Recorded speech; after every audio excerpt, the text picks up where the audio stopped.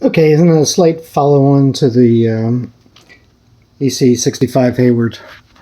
So as I'm reassembling the one nut I didn't look through, should put them all in from the top first and make sure that they do not bind the gasket, because the very last one, the gasket was 3/4 blocking that spot. So I had to take off the bottom bolt on all of them, shake it, bump it up and down, pushed a little Phillips head screwdriver through there, and it went back by itself. And then another tip is to, when tighten them, go around loosely and tighten them, just like you do a car lug nut, alternate, then go back and tighten, tighten, tighten. Not extreme, but a good firm hand tighten with, of course, the wrenches. So not so extreme. I've had this thing real long time.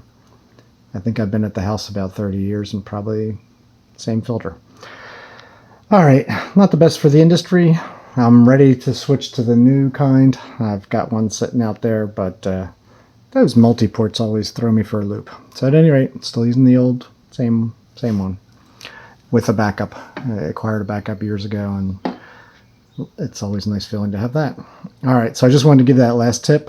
Of course, hopefully I won't need to do any more tips. Oh, but years ago the airflow valve broke or got lost. Filled it with glue. It's been fine. Just a tip for you. All right, take care. Enjoy your pool.